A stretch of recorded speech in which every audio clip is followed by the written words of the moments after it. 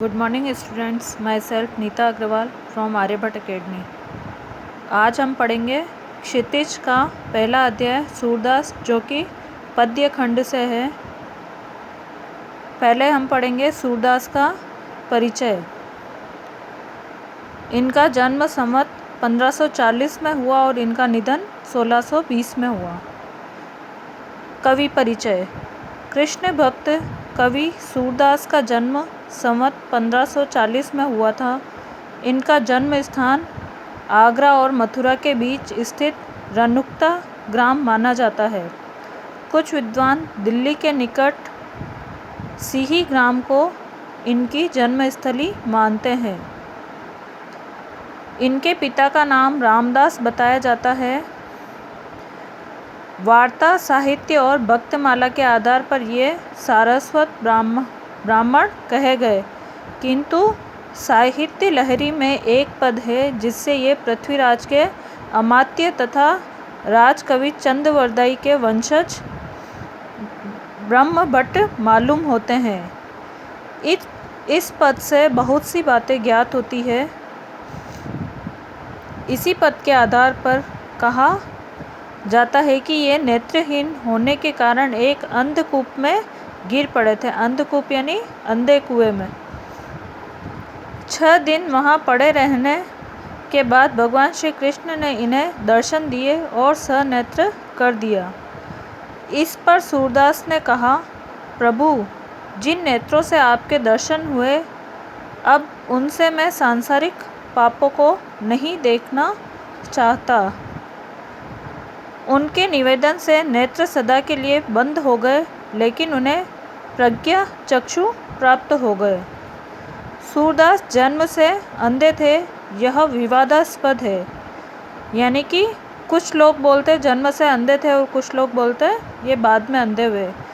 इस संबंध में अधिकांश विद्वानों का मत है कि ये जीवन के अंतिम समय में अंधे हुए थे, क्योंकि इसका प्रमाण हमें इनके पदों से मिल जाता है। या माया झूठी की लालच, दुहु दृग अंध भयो। आचार्य वल्लभ ने अपने सिद्धांतों में सूरदास को दीक्षित किया और उसी समय से उनकी दास्य भाव की भक्ति सख्य भाव में परिणत हो गई। अपने गुरु वल्लभाचार्य की आज्ञानुसार इन्होंने ईश्वर की कथा को भाषा में वर्णन करने का कार्य प्रारंभ कर दिया। सूरदास की उपलब्ध रचनाएं 3 हैं: सूरसागर, साहित्य लहरी और सारावली। सूरसागर इनका प्रामाणिक, अत्युत्तम एवं श्रेष्ठ काव्य ग्रंथ है, जो इनकी कीर्ति को अक्षय रखने के लिए पर्याप्त है। सूरदास ने ब्रज भाषा का प्रयोग किया है। इनके पूर्ववर्ती किसी भी कवि की भाषा में काव्य छटा न तो इतनी साहित्यिक है और न इतनी सौंदर्यपूर्ण। अब है पाठ परिचय। प्रस्तावित पहले पद में कृष्ण और राधिका के प्रथम मिलन का वर्णन है। अपरिचय की दीवार कृष्ण के पहल से समाप्त होती है। राधिका बहुत चतुराई से कृष्ण की खूबियों एवं खामियों को व्यास स्तुति में कह जाती है। अंततः कृष्ण राधिका को संग खेलने के लिए आमंत्रित करते हैं।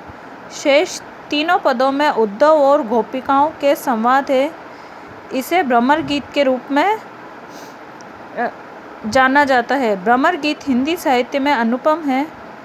उद्धव निर्गुण ब्रह्म के प्रवक्ता के रूप में गोकुल आते हैं, किंतु कृष्ण के सम्मोहन में डूबी गोपियों के विचार सुनकर उद्धव जी निरुत्तर हो जाते हैं। गोपिकाओं के उपालंब विदग्धता और करुणा से भरे हैं। गोपियों के व्यंग्य बाणों से उद्धव का हृदय छलनी हो जाता है और वे स्वयं कृष्णमय हो जाते हैं। आस्था के समक्ष उद्धव के सिद्धांत फीके पड़ जाते हैं। प्रस्तावित समस्त पद गेय हैं।